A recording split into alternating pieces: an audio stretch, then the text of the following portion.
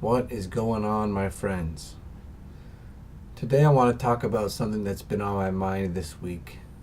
It's the issue of blame and responsibility, and taking personal responsibility over your life, everything in your life, pretty much. Um, how I want to talk about it is through the example of health and through my own personal story a little bit, but then how that applies to all aspects of life and success and fulfillment and happiness and a sense of control, and all these things that feed into a positive, fulfilling life. And so I got thinking about this earlier this week when we were talking in class um, about cancer and how a huge part of cancer and a huge part of people who are successful in healing from cancer, it's looking at the emotional side of things and asking questions like, is my illness or is my disease trying to tell me something? Or is my illness or my disease a manifestation of me punishing myself or punishing others? Or another question was, who do I need to forgive in order to heal? I really do tend to believe that most, if not all, physical illness and disease, besides like traumatic injuries and, exposure to chemicals and things like that have a definite biochemical root and acute cause, I tend to think that most things stem from a emotional, energetic beginning. There's some sort of disturbance in the emotions or in our energetic field that goes unattended to or undealt with, and it manifests through our physical reality in our bodies as disease or illness or sickness or some sort of dysfunction, which is our body trying to tell us, hey, something's up, something's wrong, you need to deal with something, let's get to it. This is why you're having these symptoms and things are coming to you. So cancer can be a huge one for that. And so asking those questions, who do I need to forgive? What is my disease trying to tell me? It made me remember back to my own story and my own experience. For those of you that don't know, my journey into health and wellness and to finding purpose in life started when my appendix ruptured. This was about 3 years ago. And I'll try and keep the story short, but basically I was really sick for a few days, felt awful, thought it was the flu, I was puking, I couldn't eat anything, I couldn't go to the bathroom, just felt really terrible. And that lasted 3 days. On the fourth day, I got the most intense pain and acid reflux type symptoms that I had ever experienced in my life, and thought, okay, something's up, let me go to the hospital. I go to the hospital, and it was bad. I'm not trying to overemphasize or to boast about anything here, but I have a high pain tolerance. I know that for sure. And it was awful. Like sitting in that waiting room, I started to realize, well, not realize, but understand how suicide can come into people's mind as a viable option. When you're in the midst of unbearable pain, anything that promises to get you out of that can be attractive. And so waiting in that waiting room, I was thinking I would rather die than experience this. I mean, it felt like my insides were literally on fire and imploding, which I guess they were. My appendix ruptured. So, yeah, having your insides implode is not a good feeling. Regardless, I go in, I see the doctor, he does a couple tests, pokes me a few times, sends me for an x-ray, gives me 2 shots of morphine, a prescription for Tylenol 3s, and then comes back and tells me that I have a flu or fever, and I might miss a couple days of class, so writes me up a little note. And to go back to my room and, just kind of Just kind of rest it off, sleep it through, and it'll pass. I knew that this wasn't right, so instantly I call my mom. She comes down to pick me up from school. This is at McMaster. And picks me up, takes me home, and we end up going to another hospital where they rightfully diagnosed me with a CT scan as having some serious stuff going on. Luckily, it was just the appendix that had ruptured, but what they could tell from their scan was just that there was a ton of infection in my abdomen, and that surgery was necessary. So I go through surgery. Anyways, this whole experience is what triggered my re-examining my life, and really it brought me in touch with my mortality, sorry. And it made me realize I'm going to die one day. We all know intellectually that we're going to die, but we're oftentimes so out of touch with that, and our society and the way we live tries to deny that we don't. I don't believe that most of us are living our lives knowing that our days are numbered, and knowing and really feeling the significance and the blessing that each day is. So coming out of that, I always, during my recovery, because the infection was so bad, I had a long road of recovery, terrible scar tissue, and I was out of commission for basically a good month. And in the back of my mind, I kept having the thought of, if only that first doctor would have caught that it was my appendix and removed it at that time, there wouldn't have been such bad infection. There wouldn't have been such bad scar tissue. There wouldn't have been such a hard and long road of recovery.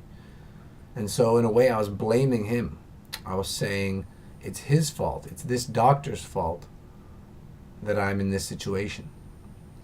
If he would have caught it, my life would be better right now. My life would be easier. I wouldn't be suffering through this challenge. And I held on to that for a good number of months. Probably almost a year, actually, until I actually caught myself thinking this and had the idea of, okay, it's not about blaming others for my circumstances. It's about taking responsibility for my circumstances. And in taking responsibility, you empower yourself. It's scary and it's hard. And it's a whole lot easier to play the victim and to blame other people and circumstances and this and that. And that mindset and that way of being, that way of living is very prevalent in our society. People are always complaining about this or that, and they don't want to take responsibility. They want to complain and bitch and moan about their lives and why things aren't going right for them, and that's all they want to do. They just want to complain, and they want something outside themselves to come in and magically fix things. It's like the lottery. People who play the lottery, they think that if they were, by some crazy odds, to end up winning a ton of money, that all of a sudden their life is going to be fixed and their problems will disappear. And that's been shown to be fallacy over and over again. You see people who win the lottery and makes their lives a whole lot worse. Anyway, let's not go into that. Staying on the topic of blame versus responsibility. In the context of health, because this is what I know, this is what I practice and explore mostly, and this is what's been the main driving force of my life and my research, is how to improve your health and wellness. And it starts with taking responsibility for your health and wellness, realizing that yes, in the society that we live in today, it is not easy or convenient to maintain a healthy diet and a healthy lifestyle. That's number one. It's not easy or convenient to maintain a healthy diet or lifestyle. You have to go out of your way. You have to inform yourself. You have to educate yourself. You have to learn and practice and try new things. And read labels, read ingredients. Stop buying processed foods. You need to cook. You need to get in the kitchen and actually prepare some food, which is another huge thing that more and more people I hope are inspired to do these days, because it's crucial.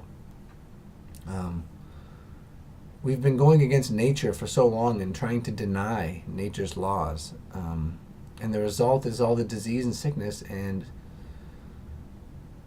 any number of health conditions that people have these days. And the only way that I see of overcoming that is taking responsibility for your own situation and your own health. No one's going to feed you. No one's going to go grocery shopping for you. I mean, unless you sign up for some services. And for those with the money and who don't want to sacrifice the time, stuff like getting a food box delivered or getting a personal shopper can be a really good option. But for the most part, you're going to have to go and shop, and you're going to have to cook, and you're going to have to make time for healthy practices. That's just the way it is. And so, don't blame your circumstances. Don't blame others. Don't blame the society that we live in. Sure, it sucks, and sure, there's a lot of things that I'd like to see changed, but it's not going to happen until we start taking responsibility and taking action. And so, whatever it is that you may be going through, if you find yourself blaming others or blaming circumstances, I'd invite you to look within and to say, what is this teaching me? What is this here to teach me? What is the lesson to be found in this? And am I emotionally invested in this? Is there some part of me that identifies with this? For me, I've definitely experienced, and even still to this day, that I identify as someone who has digestive issues. And it's a fine line between being realistic and setting in your mind that you've already healed. That gets into the whole thing about the illusion of time and really the power of the mind and the power of belief for healing. Bruce Lipton is a great person who's done a lot of research in that field. But anyways, I don't want to go on for too long here. Basically, take responsibility. The more you take responsibility, the more fulfillment and satisfaction and forward progress that you'll find in whatever it is you're going through. Any challenge, any obstacle, whether it's health. I think for most of us, it's probably health, and health is a good place to start. And watch how your life will transform when you go from blaming others and blaming outside circumstances to taking responsibility. And don't beat yourself up, okay? When my appendix ruptured, I had to go back and I had to think, okay, the decisions that I have made and the foods that I've eaten and the way that I've lived is what's produced my appendix to rupture. So I am responsible for my appendix rupturing. I'm not to blame, and it's not my fault necessarily. I shouldn't beat myself up for it, because that just isn't going to get me anywhere either. It's about, okay, we're all doing the best we can with what we know. If we knew better, then we wouldn't be learning this lesson. We would have already learned this lesson and we'd be on to something else. So clearly, we're doing the best with what we know. And don't beat yourself up. Don't get into that negative self-talk that's so easy to get caught up in, because that leads you nowhere. But see it for what it is.